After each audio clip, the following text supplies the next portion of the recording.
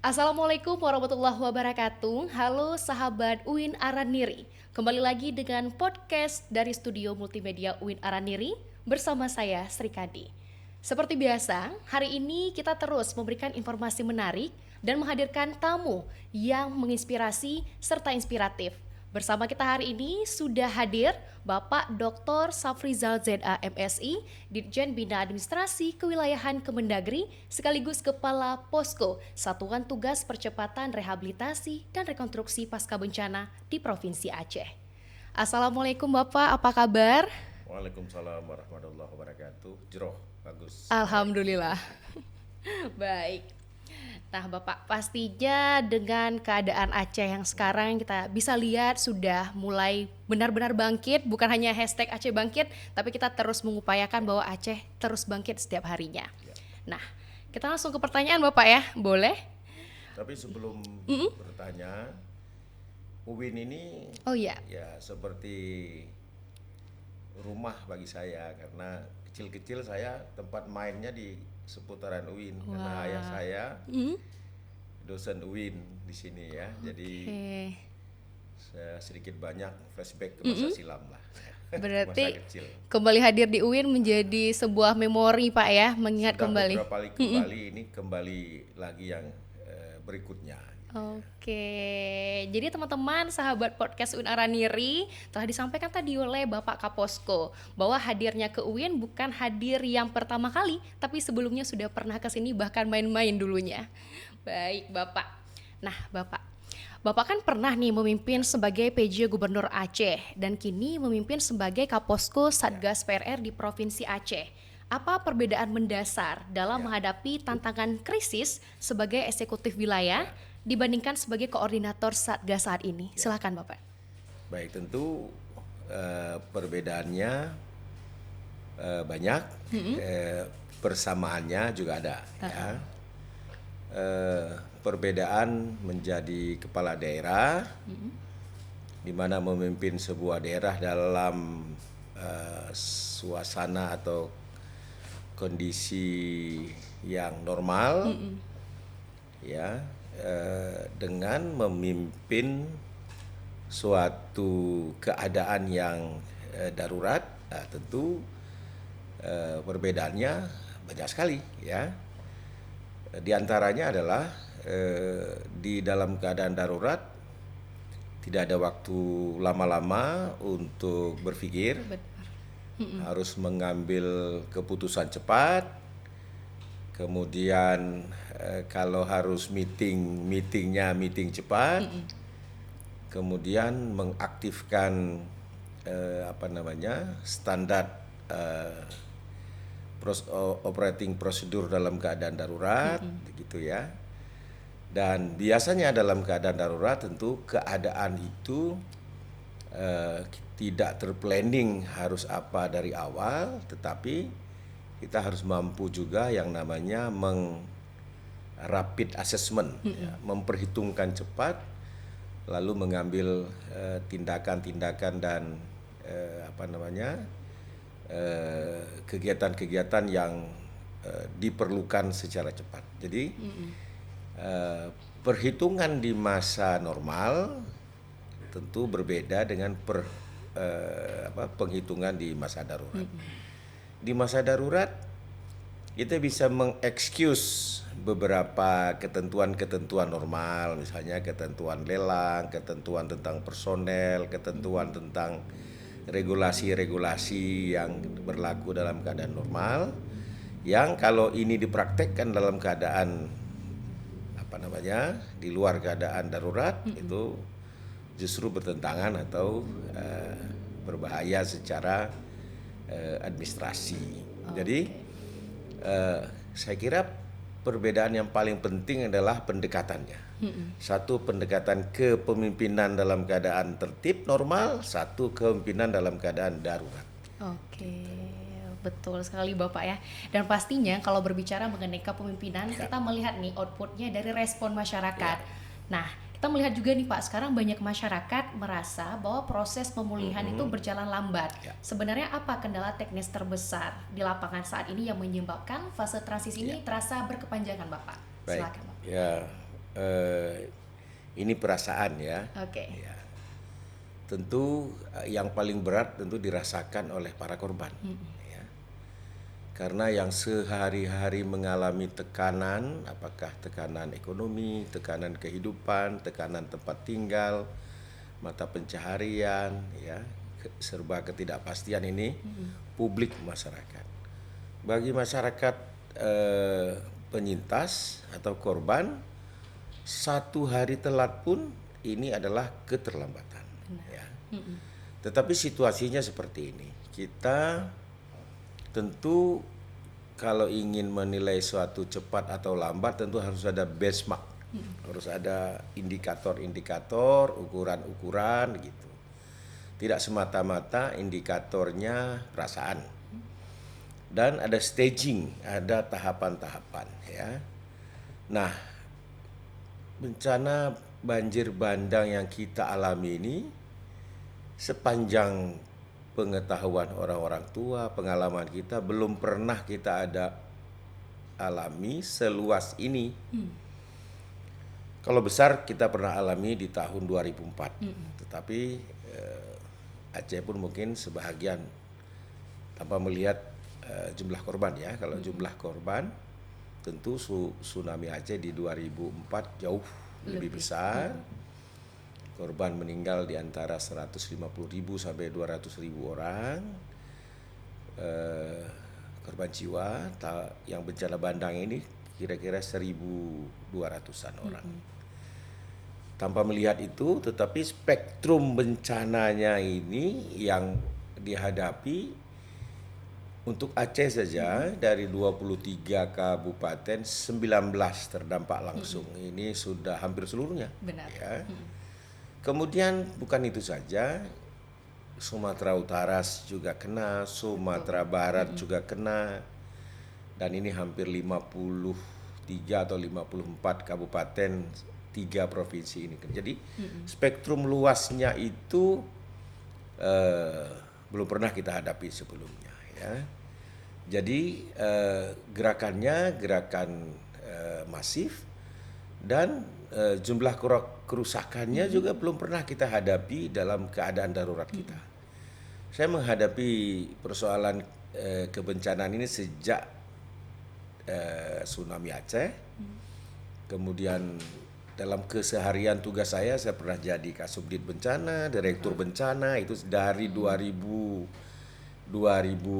saya sudah terlibat di dalam proses penanganan bencana, dan saya sendiri pengalaman pribadi belum pernah mengalami seluas ini. Belum pernah mengalami sebuah kabupaten terputus sama sekali dari akses logistik. Benar. Dan belum pernah kita mengadakan simulasi sebesar ini. Ya, menghidupkan sebuah kabupaten yang terputus dari semua jalur logistik. Maka ya, kita sebutkan bahwa bantuan utama kehidupan lewat udara, baru kali ini kita mengerahkan alutsista TNI, kemudian pesawat-pesawat swasta, pesawat-pesawat yang disewa oleh pemerintah untuk menghadapi cobaan seperti ini. Memang setelah sekian lama kita lakukan rehabilitasi, tidak langsung serta-merta pulih, karena di dalam tahapan penanggulangan bencana, tentu yang pertama sekali kita harus menyelesaikan keadaan kahar, keadaan darurat atau tanggap darurat. Di ujung tanggap darurat menuju pemulihan itu namanya transisi darurat, transisi menuju pemulihan yang nanti habis tanggal 30 Juli berdasarkan statement dari gubernur. Nanti baru kita menghadapi yang kita sebut tahapan pasca bencana. Jadi pada hakikatnya rehabilitasi dan rekonstruksi mulai setelah tanggal 30 Juli. Jadi kalau dikatakan Pak ini rekonnya belum selesai, actually kalau berdasarkan tahapannya bahkan start mulai rehab rekon itu besok tanggal 30 Juli. Tetapi kan nggak berhenti. Ada pekerjaan yang bisa dilakukan dalam masa tanggap darurat, ada yang harus dilakukan setelah masa tanggap darurat ini berakhir. Nanti saya jelaskan mengapa. Misalnya case jembatan Kutablang, targetnya 30 Juli kita sudah selesai. Tetapi nanti ada pergeseran, mungkin tanggal 30 Agustus atau September akan selesai. Kita bisa jelaskan mengapa terjadi kemunduran daripada target sebelumnya. Karena yaitu perbedaan perlakuan di dalam masa tanggap darurat dengan perlakuan di masa rehabilitasi dan rekonstruksi yang notabene disebut sebagai pasca bencana, perlakuan administrasinya jadi berbeda. Jadi kita tentu inginlah pekerjaan rehabilitasi dan rekonstruksi ini sukses penyelenggaraan, sukses juga secara administrasi. Kita tidak ingin setelah rehabilitasi dan rekonstruksi makan korban, jatuhnya banyak kekeliruan administrasi, berkorban kepada penyelenggara rehabilitasi dan rekonstruksi. Kita ingin output kita capai, tetapi administrasi juga aman, begitu kira-kira. Oke, nah benar nih sahabat podcast UIN Araniri.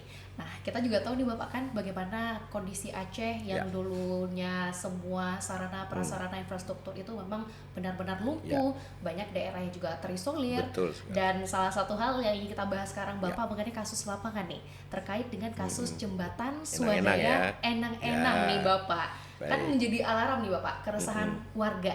Bagaimana Bapak melihat ini sebagai kegagalan komunikasi pemerintah nih Bapak? Ya.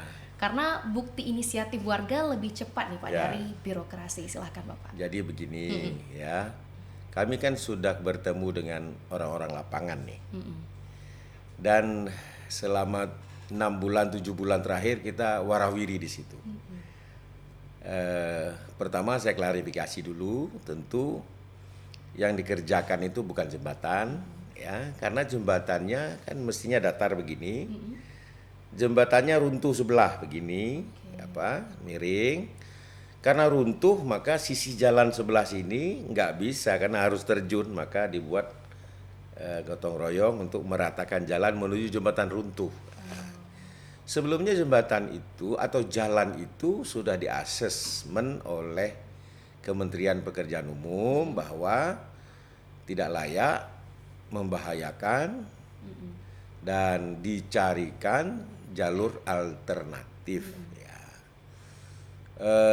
Dari pihak yang memiliki inisiatif kita juga Pak Saryal ya, kalau di sana di Enang-Enang kita juga sudah berdiskusi dan beliau dari Pak Mendagri 2 minggu yang lalu juga ke sana berdiskusi. Memang semula inisiasinya agar karena di seputar itu banyak kebun. Ya, banyak kebun. Paling tidak yang kami kata yang Pak Saryal ini yang masyarakat sekitar di situ bisa lancar menuju kebun lah. Ya. Tetapi rupanya pelan-pelan kontribusi masyarakat, donasi masyarakat itu terus bertambah, meningkat ya. Nah, kita tahu di era keterbukaan informasi seperti itu, digital itu publikasi makin ramai, kemudian media massa dari masyarakat terus memberitakan sehingga membesar. Tapi sejak semula jalur itu berdasarkan perhitungan Kementerian Pekerjaan Umum ditutup karena berbahaya. Jalan alternatif lah yang dibuka. Jadi jalur alternatif itu jaraknya antara jalur Enang-Enang dengan jalur alternatif itu jaraknya tak terpaut terlalu jauh ya. Cuman memang agak lebih kecil dan hari ini pemerintah Menteri Pekerjaan Umum sudah menganggarkan anggaran untuk memperbesar jalur alternatif. Nanti dari Satgas kalau Pemda tidak punya anggaran untuk melebarkan mengganti rugi masyarakat, tanah masyarakat dan perlebaran nanti akan ditanggung oleh Satgas. Pak Mendagri sudah berjanji. Nah, fenomena ini tentu kami bertanya apakah disengaja, tidak sengaja, jadi terbentuk dengan sendirinya dan bukan berarti pula pemerintah tidak menaruh perhatian dengan tidak di situ, tidak juga karena pemerintah menganggap ini terutama dari Menteri Pekerjaan Umum tidak berani membuka, takut terjatuh korban. Kalau masyarakat lewat, angkutan berat lewat, jembatan yang lewat sudah runtuh, maka nanti siapa yang mau bertanggung jawab, ya? Maka kita pakai jalur alternatif. Nah, kesepakatan kemarin akhirnya kita sepakati dibuka kembali jalur Enang, tetapi dengan kendaraan yang tonasenya lebih kecil dan nanti jembatannya juga akan dibantu oleh PU yang miring itu diperkuat. Untuk diangkat diratakan itu kata dari Kementerian KPU dari perhitungan tidak cocok lagi ya. Jadi nanti akan diperkuat saja. Jadi kendaraan kecil roda 2 dan pejalan kaki nanti bisa lewat sambil memperlebar jalur alternatif. Berikutnya nanti jalur ke arah sana akan 3 jalur, ada jalur alternatif, ada jalur shortcut, ya, kemudian ada jalur Enang-Enang. Nanti jalur utamanya yang shortcut dan ada ikon baru nanti mulai ketok palu atau groundbreakingnya 2027 sebagai ikon baru menuju Aceh Bener Meriah, Aceh Tengah, dan mudah-mudahan ini tidak bergeser lagi, ya, proses pelelangannya segera dimulai, anggarannya sudah turun, ya, sudah tersedia, tinggal pelaksanaan. Apakah di tempat lain berpotensi akan ramai juga? Ya tentu berpotensi. Berpotensi, tetapi semua pekerjaan di tempat-tempat itu sudah dihitung semua. Ada yang bisa dikerjakan di 2026, ada yang dikerjakan di 2027, ada yang dikerjakan 2028. Kami nanti akan buka itu semua. Kalau perlu kami tempel di media massa supaya masyarakat lihat semua. Tentu kan secara teknis misalnya dari Kementerian PU akan menghitung mana yang harus di 2026, mana yang harus 2027, mana yang harus di 2028. Infrastruktur yang memerlukan perhitungan teknis yang lebih kuat mungkin lebih di belakang. Infrastruktur yang tidak memerlukan kajian teknis yang berat langsung bisa dikerjakan. Apalagi jalur yang darurat dengan jembatan Bailey, dengan jembatan gantung, ini terus sedang bekerja. Jembatan-jembatan darurat atau jembatan gantung, ya, yang tidak terlalu rumit teknisnya, bahkan ada satgas jembatan sendiri, ya memang sedang bekerja terus tanpa henti, begitu ya. Mudah-mudahan ya kita membuka ya informasi kalau ada kesulitan-kesulitan masyarakat harus ada yang diatensi, kita akan turun. Belajar dari Enang-Enang, tidak perlu ramai dulu, langsung kita akan turun kalau ada informasi yang harus ditindaklanjuti segera. Berarti dari fenomena tadi, langkah konkret yang dilakukan oleh pihak Satgas sendiri adalah seperti yang telah Bapak sampaikan tadi. Ya, kami buka mata, buka telinga, gitu, kemudian juga menempatkan persen-persen orang-orang untuk memperhatikan mana yang harus diatensi, ya, secara immediate, ya, mana yang harus diatensi secara segera yang tidak dapat menunggu. Tapi memang tidak semua bisa dikerjakan secara serta-merta. Ada yang menunggu perencanaan, ada yang menunggu proses lelang terjadi dan semacamnya. Jadi mengapa begitu? Ya karena administrasinya begitu. Kalau sudah masuk ke dalam masa rehab dan rekon, perlakuan administrasi tidak sama lagi seperti ketika tanggap darurat, belanja berapapun tunjuk saja oleh PPK atau pejabat pembuat komitmen, ya. Tapi kalau sudah masuk tahap rehab rekon atau pasca bencana, maka proses lelangnya seperti bagaimana dalam keadaan normal, butuh waktu, diberikan kesempatan sanggah, diberikan kesempatan seluas-luasnya untuk para vendor atau para pengusaha untuk ikut serta, gitu. Berbeda dengan dalam keadaan darurat yang bisa langsung ditunjuk sesuai dengan kemampuan yang dimiliki. Kira-kira begitu. Oke, jadi seperti itu teman-teman dari sahabat podcast UIN Aranire sendiri. Dan kita lanjut nih Bapak, kita Iya. akan berbicara mengenai Renduk PRRP yang Ya. senilai 100,2 triliun nih Ya, sahabat ya. podcast Betul. Win Diri. Bisa dibilang itu menjadi dokumen besar ya Bapak ya. Betul, ya. Dan bagaimana nih Bapak meyakinkan publik bahwa rencana ini tidak akan terjebak dalam prosedur birokrasi yang Ya. sama dengan proses sebelumnya. Ya, disitulah perlunya koordinasi Satgas. Jadi Renduk ini di luar APBN yang reguler. Oke.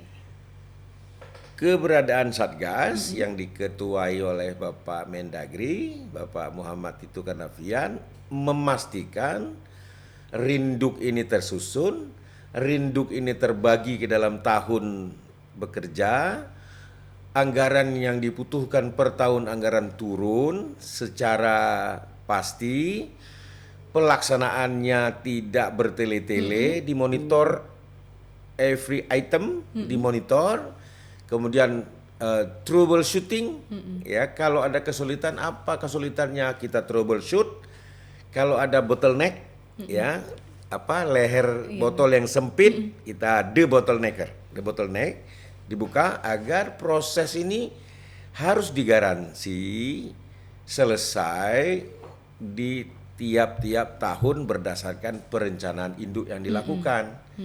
Nah, jadi keberadaan Satgas menggaransi proses ini berjalan dengan smooth, lancar, begitu ya.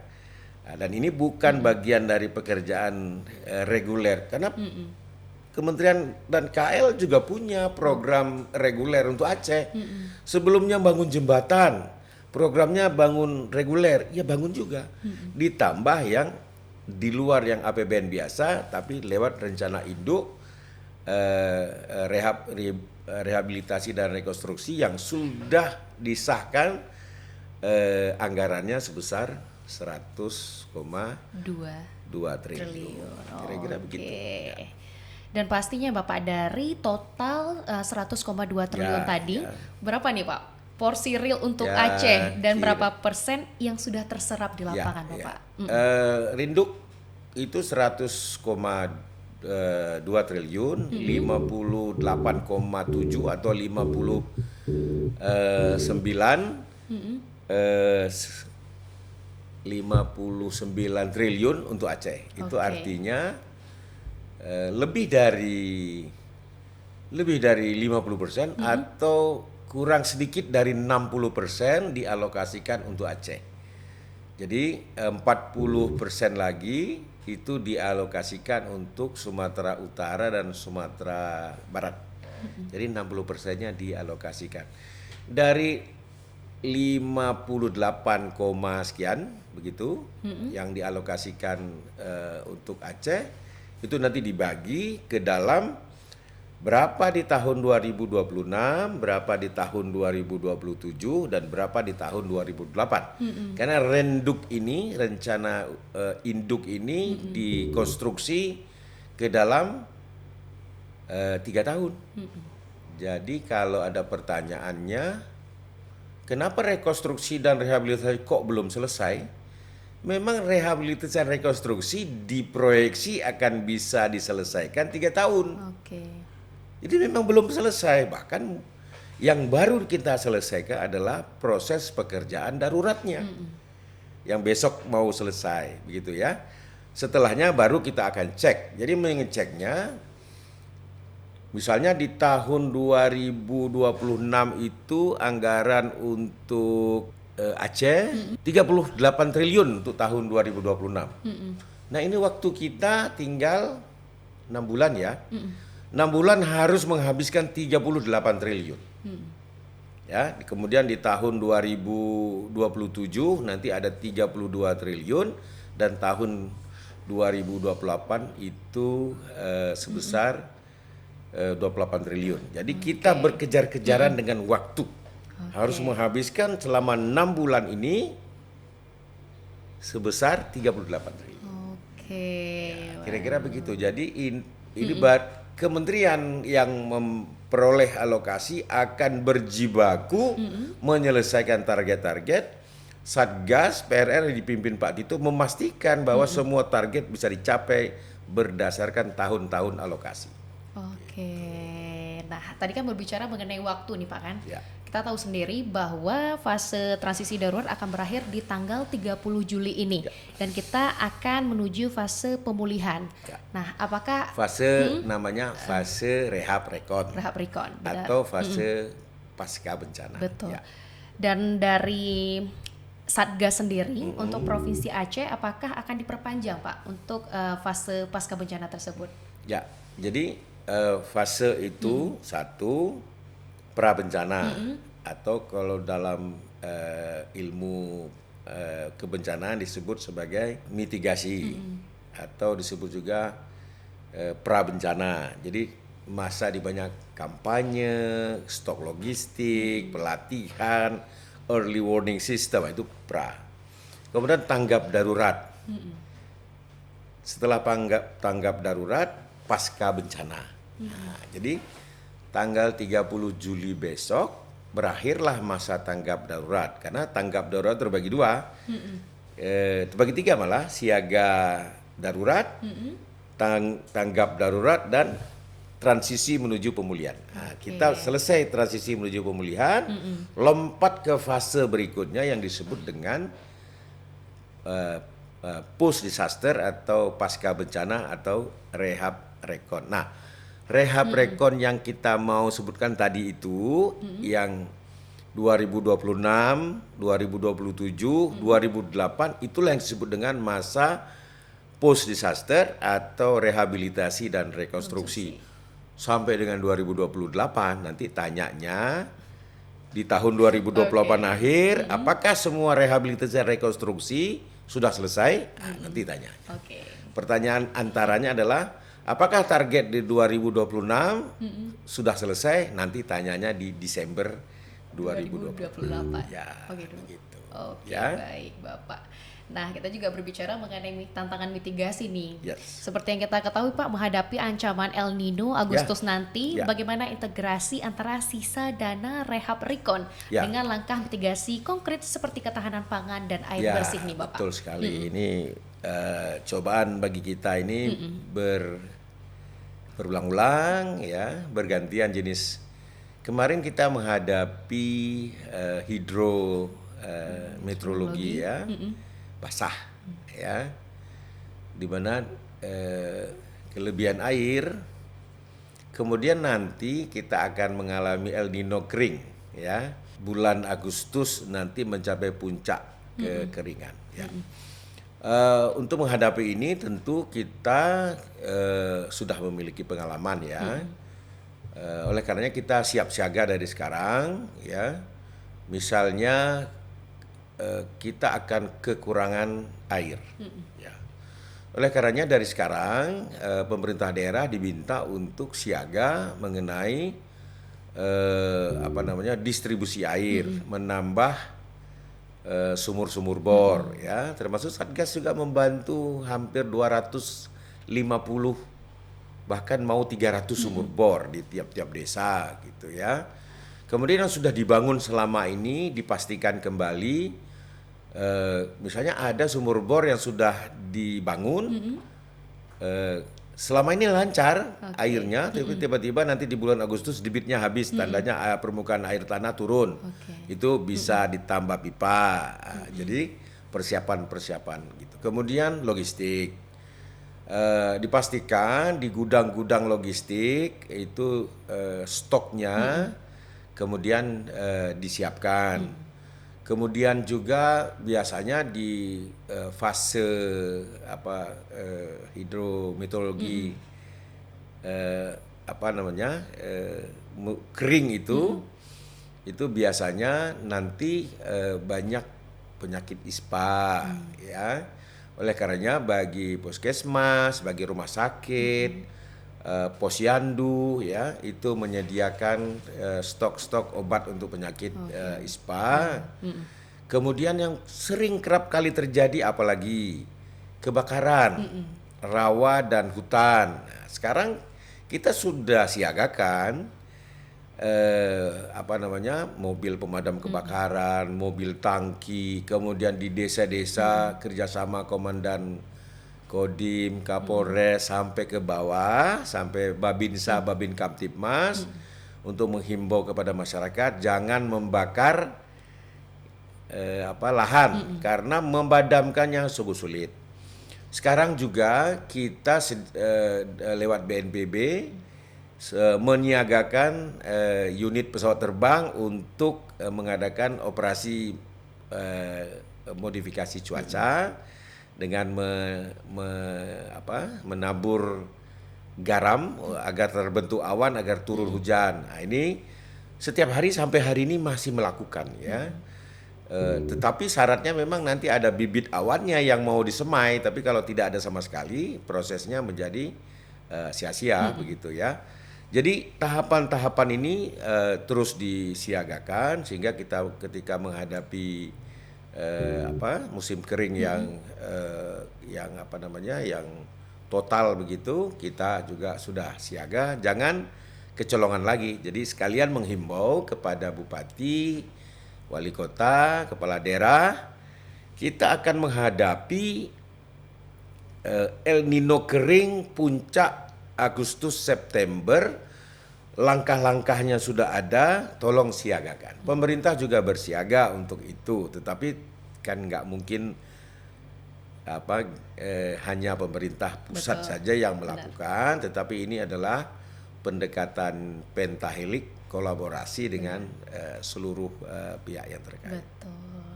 Karena pastinya untuk kesiapsiagaan ini butuh kolaborasi dan sinergi bersama. Pendekatan bencana itu helik, pentahelik. Sekarang sudah bukan pentahelik, malah heliknya nambah, sudah oktahelik. Ya, jadi heliknya tambah banyak. Oke.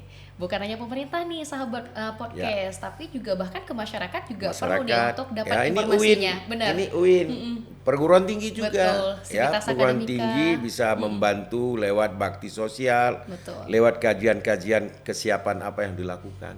Betul. Ya. Jadi semuanya punya peran, bukan hanya Satgas dan pemerintah, tapi setiap individu punya peran Betul. untuk ikut menjaga dan memiliki kesiapsiagaan. Nah, Bapak, kita lanjut nih, Bapak. Ya. Boleh Bapak disampaikan mungkin 1 atau 2 harapan besar Bapak untuk Aceh dalam 3 tahun ke depan Ya. sesuai dengan peta jalan Renduk 2026 Ya. sampai 2028. Tentu cita-cita kita di dalam rehabilitasi dan rekonstruksi itu ada giumnya, ada ada slogannya ya, yaitu Build Back Better. Setelah rehabilitasi dan rekonstruksi di 2028 selesai nanti, mudah-mudahan kita bisa membangun lebih baik ya. Mana contohnya? Contoh begini. Ketika terjadi bencana kemarin, banyak perkampungan terpapar oleh air karena perkampungan itu berada dalam area merah atau area yang berbahaya untuk ditinggali. Nah, di dalam proses rehabilitasi dan rekonstruksi saat ini kita memperhitungkan ruang yang hari ini dikaji itu merupakan area merah yang dilarang untuk pemukiman, maka kita tidak akan membangunkan pemukiman di area itu lagi. Nah, jadi berikutnya dipindahkan dari lokasi itu di tempat yang lebih baik, yang lebih aman, ya, dan potensi resikonya terhadap bencana berulang menjadi lebih rendah dibandingkan saat ini. Dengan itu kita sebut sebagai Build Back Better. Dulu misalnya jembatan Enang-Enang berkelok-kelok, nanti ada shortcutnya. Sehingga dengan shortcut ini menjadi ikon baru sehingga Aceh memiliki jembatan yang mirip dengan jembatan ikon juga, misalnya jembatan Merah Putih di Ambon.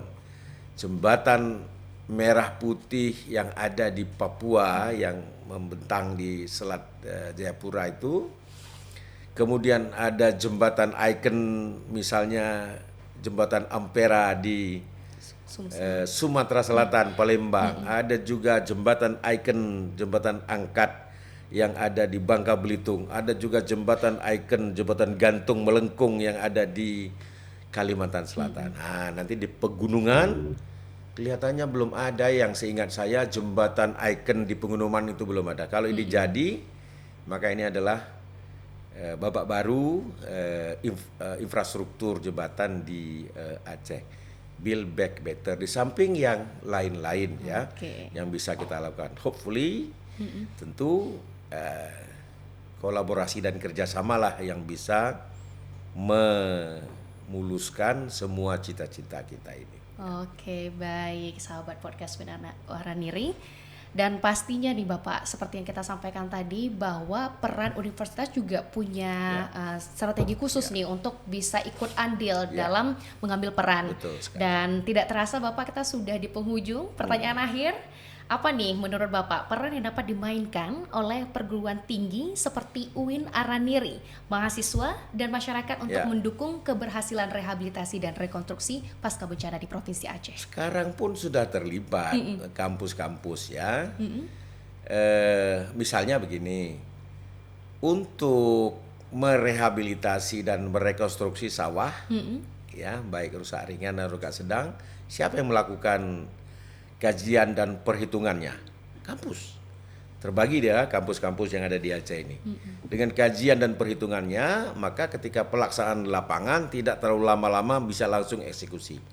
Sehingga tidak lama lagi rehabilitasi sawah sedang dan rusak sedang dan sawah rusak sedang selesai dan sebahagian bahkan sudah mulai dipanen. Kontribusi perguruan tinggi. Kemudian juga kampus-kampus juga bisa melakukan bakti sosial. Kita ketahui bahwa hari ini sebahagian masyarakat kita masih tinggal di hunian-hunian sementara. Banyak sekali program yang bisa dibuat di lokasi-lokasi itu. Misalnya kemarin ada kampus yang mengadakan bakti sosial kesehatan. Ada yang mengajak bermain anak-anak untuk pemulihan psikososial. Ada yang memainkan peran untuk membimbing industri kecil UMKM. Ada yang bagaimana pola hidup sehat. Ada yang membimbing psikologi. Jadi banyak sekali yang bisa dimainkan kampus, termasuk memberikan masukan saran sebaiknya seperti apa mengelola proses rehabilitasi rekonstruksi yang bisa diterima oleh publik.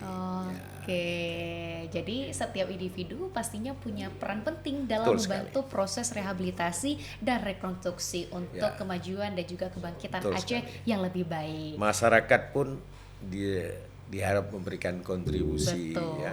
Jadi kalau ada pembebasan lahan, mohon dipercepat supaya pemerintah bisa segera bisa membangun rumahnya secara cepat, tidak berlarut ya.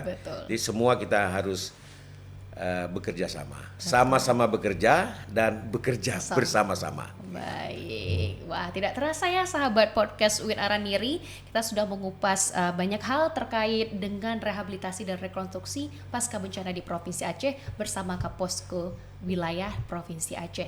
Dan mungkin boleh Bapak closing statement nih sebelum kita menutup segmen episode kita kali ini, silahkan. Apa itu yang diharapkan? Terserah Bapak, mau menyampaikan harapannya terhadap Aceh, terhadap pasca bencana maupun terhadap UIN Araniri sendiri. Saya kira sesuai dengan pendekatan kebencanaan pentahilik, pemerintah melakukan, pemerintah daerah melakukan, perguruan tinggi berkontribusi, masyarakat juga berpartisipasi dalam sebuah gerakan bersama. Kami kira cita-cita semua kita sama, membangun Aceh lebih baik pasca bencana bisa kita wujudkan secara kolektif dan bersama-sama. Oke, luar biasa. Terima kasih Bapak atas kesempatannya. Terima kasih kepada UIN Araniri. Oke, terima kasih untuk UIN Araniri karena pastinya wadah ini menjadi hal yang bermanfaat bukan hanya untuk teman-teman yang menonton tapi juga untuk semua masyarakat yang ada di Provinsi Aceh. Baik, terima kasih Bapak atas kesempatannya.